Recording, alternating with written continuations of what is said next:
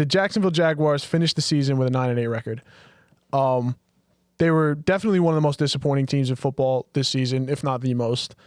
After going out and getting Calvin Ridley, this team projected to be one of the more high-powered offenses in the NFL, and defense didn't live up to par either. So I'm gonna pose it to you guys, man. You guys get the call. Say, hey, whoever's running the show here, he's not doing it anymore, and we're desperate. And we saw you guys talk about Justin Fields and the Bears, and we think all those people are wrong. You guys know ball. What do we do? Well, let's talk about the collapse first. I feel like Sure. How did we get here? Yeah. So 8-4, man. Jacksonville Jaguars started the season 6-2. They had their bye in week 9, so they had their bye literally halfway through the season. They played 8 games, had a bye, played another 8 games. So they started 6-2, finished 3-6. So from weeks 10 to 18. The defense was 24th in EPA per play, 25th in success rate, 22nd in dropback EPA per play, 24th in rush EPA per play. And I remember early on when the Jaguars were winning games, how much props we gave that defense. Yep. But while we were giving them those props, we were surprised by it, hence why we kept giving them so many props. And they came back to life. But a guy like Trevor Lawrence should be grateful that the defense carried them through the first few weeks of the season, but he should have stepped his game up and put the team on his back as the defense regressed. And he did the complete opposite. So from weeks 1 to week 8, Trevor Lawrence had 9 touchdowns, 4 interceptions, a 68.9 completion percentage. Weeks 10 to 18, 12 touchdowns, 10 interceptions, a 63.7 completion percentage. So the stats took a hit. Trevor Lawrence was, everyone complaining about the turnovers. He had a bunch of fumbles in there too. Trevor Lawrence I was asking Joe Cruz this at work yesterday, actually. We were talking about Trevor Lawrence. We watched a game back, actually. But I was asking him, I was like, what does Trevor Lawrence do that's exceptional?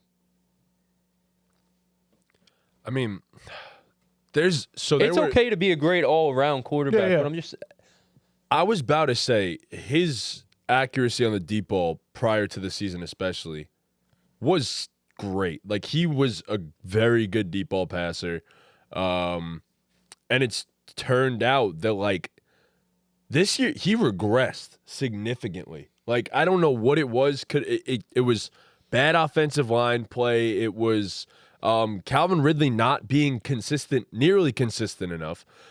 Zay Jones being out of the lineup, who helped a lot. Christian Kirk late in the season also being out in the lineup, who we know, that's Trevor Lawrence's number one guy.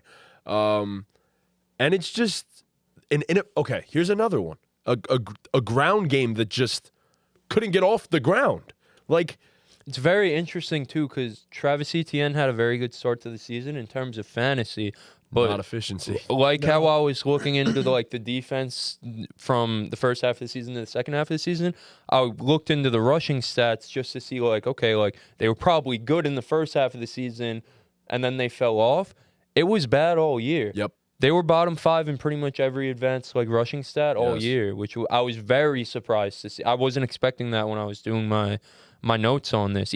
I have in my notes, ETN fooled us the first few weeks of the season. See, that's the thing. Like, people always talk about fantasy production too. Like, if you just look at fantasy production, you'd see that Travis Etienne was the RB3 for the year.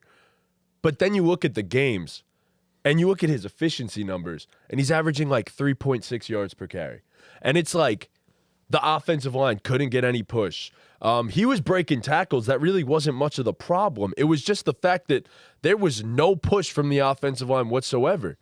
And it was just poor offensive line play on both ends in terms of pass blocking and run blocking.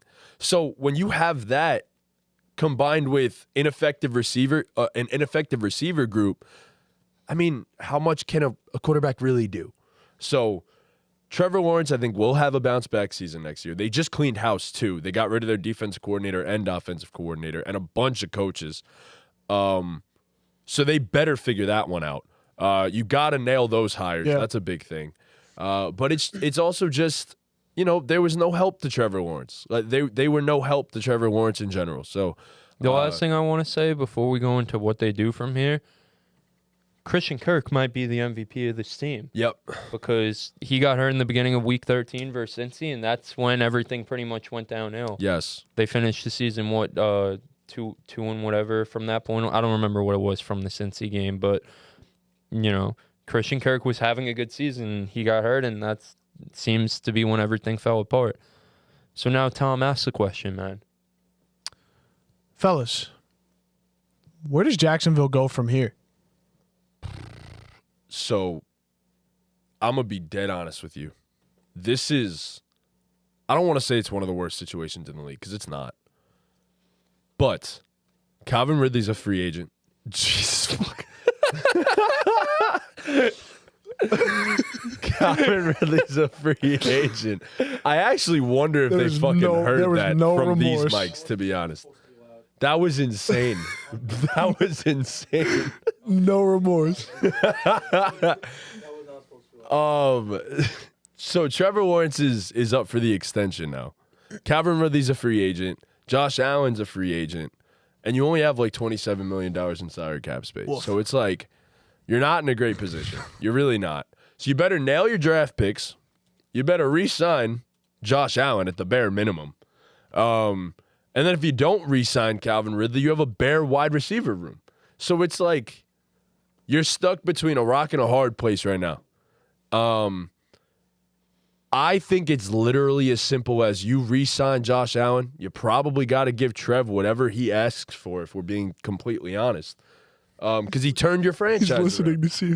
Oh, you're an idiot. Did it pick up? And then it's from there. It's you don't have much flexibility to sign free agents, and you better nail your draft picks and get the right coaches. I feel like that's literally it's as simple as that. That's what it comes down to for me. So, yeah, I mean, I expect Trevor Lawrence to be better for the course of next season. I still trust the talent and the draft prospect he is and the flashes he's shown at the NFL level. I don't think this roster is as bad as people are making it out to be, though. I think people are giving Trevor Lawrence the benefit of the doubt. I'm not going to lie. I think people are being too easy on him. I mean, people are complaining about this receiver room. They went out and traded for a guy who, yeah, maybe he's not the same Calvin Ridley from Atlanta. He still was near 1,000 yards. Like, he wasn't terrible. Christian Kirk obviously got hurt, but he gave them a good pace first for half of the yards, season. probably, right? Evan Ingram, pace, yeah. Evan Ingram had another really good season. Like this, Travis Etienne. Maybe the run game as a whole was pretty inefficient, but Travis Etienne isn't a bad player. I think the biggest problem is the O-line. Yes. I think that's the biggest problem. Yeah. That's what you need to address. But, I mean, the people... I know Brett James is a big Jaguars fan. I know he complained about the weapons room a little bit. I still believe this is one of the better weapon rooms in the NFL, honestly. Maybe they lack a true alpha number one because Calvin Ridley isn't that guy, but... overall, I mean, this is a good group of guys, no? Last year, we were praising them for being such a good group of guys. It was the drops. That's the issue. The drops were terrible. Calvin Ridley came in and had a lot of drops this season. Zay Jones had a key drop that could have costed them the entire season in the last game. That turned into an interception. Like, it's tough. I mean... I think if you have Kirk, though, it changes a lot. Exactly, and I agree, and that's the big difference there. But... we're talking about the fact that you might not even have Ridley next year. Right. I agree that if Kirk is there, it changes a lot and it helps. You'll have Ridley. Are you definitely re-signing Ridley? You'll have Ridley or you'll have T. Higgins. You think so? You're not going to... Trevor Lawrence, I mean, like, it's prime time. You don't have the cap space for that. That's the issue. You guys are the GM, so what are you doing? What's market for Ridley at this point? That's the issue. I think I'd end up giving Calvin Ridley like a 3-year. I'd attempt to go around $52, $53 million contract. If he doesn't accept it, I mean, he walks. It's a lot for a 28-year-old receiver. I agree. But you're kind of, again, in a I don't disagree. Yeah, you kind of have to. I mean, you have no choice. I think that's a fair deal, and I'm not going to guarantee a whole lot of that. And I think Ridley might take a little less in Jacksonville because they were the team that took the chance on him after everything. Yeah. I would go around 3 for 54, 18 a season, probably guarantee a little more than half of it, 30 to 35 in that range, if not a little bit less. And you give Josh Allen a big fucking deal too. Yeah. Because you have no choice. He changes your entire outlook for defense, and if he walks, you can forget about even having a respectable defense next year, because your pass rush is going to be Trayvon Walker, and that is pretty much it. And Trayvon hasn't turned into the guy that you expected him to just yet. So you're probably going to have Hutch on that D-line. What? Imagine Hutch Oh on my that D-line, God. man. Yeah, no, that'd be fucking That ridiculous. sucks. Trayvon Walker was really good this season. He was solid. He's not Hutch. Weren't they? Didn't they have wasn't that the highest sack duo in the NFL? Trayvon and Was it? and Josh Allen. I'm His pretty sure. pressure rate wasn't insane. No, he wasn't. Trayvon Walker some of wasn't an all-pro level ball No, player. right, I'm yeah, not yeah. saying that. He's No, very right, good right. against the He run, was a though. I will damn say. good. He had a damn good season. He Him was and very Josh good against Allen the had a run. damn good season. The secondary is what sold them. Yes, not a very good secondary either. Safeties definitely need improvement. But as I'm saying, you still need Josh Allen back, no matter what. Yeah. I would say probably in the ballpark of like 4 years, probably 105 to 110 million, because that's just the going rate for elite edge rushers now. I don't think he resets the market, but 4 or 5 years at like 27 million a season is about what he's probably going to get. So, and you're guaranteeing like 75% of it, 70% of it. So that's literally the extent of their cap space, though, with Ridley and Allen. Like, that's what I'm saying. Like, that's where I'm at. So And then your problems you are have still to hit pretty your much picks. the same. You yeah. have to hit your picks. Yeah. That's the thing. So what would you end up? No, I mean, I completely agree. I think the only option for this team, it's not even like what would I do, just the only viable option is you bring everyone back. Like I said, if it's not Ridley, it has to be T. Higgins. You can't leave this free agency period with a worse weapons room than you already had. So it has to be one of those guys. Either you give Ridley whatever it is, or you do everything you can to get T. Higgins. See, but he's gonna cost so. You do everything much more. if Ridley is gone, you do everything you can to get T. I agree with you, You have to. but now that's 24, 25 a season. It doesn't. I don't know if it's that much for T. It's T- upwards of 20, Bro, he just had a dog shit year where he couldn't even stay on the field. but he's 25 and he's already had multiple 1,000-yard campaigns. That's I don't the know, issue. bro. I don't know, bro. He might have had the worst contract year in the past like 5 years in the NFL. He really Everyone did always sell balls himself. out in the contract year. He had a horrible year. He also dealt with injury, He did. so he'll get a belt. He'll get a little. I don't know bail out about there. $24 million a year for. Well, a let's guy think who- about it. The best receivers in the league are now getting around 30, right? He's like a $20 million a year. 20, And what would Ridley get? 18, Probably about the same. probably Yeah. 18. Less than T. Yeah, but it's not like you can't get T. Higgins. It's not like you're not. If you could afford Calvin Ridley, you could afford T. Higgins. Likely, yeah, most likely. It's the NFL too. If they're a few $1 million off, like But that few somebody, million yeah. could also, yes, I agree, but that could turn into an offensive lineman too. So Calvin Ridley, you cannot leave this free agency Agreed. period without Calvin Ridley or T. Higgins. Done and final. fair, That's Agreed. it. That's Fair. it. You figure everything else and you get out. Josh Allen. you That's have- first priority. Right, Josh Allen. Right, I'm shooing it in that. What would I do? I'm shooing it in. We re-sign Josh Yes, Allen. I don't even have to agreed. mention that. You have to make sure you keep an alpha wide receiver. Can Calvin Ridley be that guy? Hopefully, more time, a full Yeah. off season, all that mumbo jumbo. If not, you get T. Higgins, and then you fix everything else around the edges in the draft as best as you can. That's the only option. Yep, agreed. I think his offensive line is tough to hit on in the first year. I know. Yeah. I'm not saying like No, I you. know, it's just- I think you guys are right. You have to do those two moves and just pray the offensive line gets better because it's not. It hasn't been good at Well, all. Let's also in the factor past in. few I mean, seasons. Cam Robinson will be there for a full season. You would hope. Yeah. Anton Harrison, who was their rookie this year, hopefully develops. That's the plan, at least. When Yeah. you draft guys, you hope they develop. Right. They traded for Ezra Cleveland. Yes, but he's a free agent. Another issue.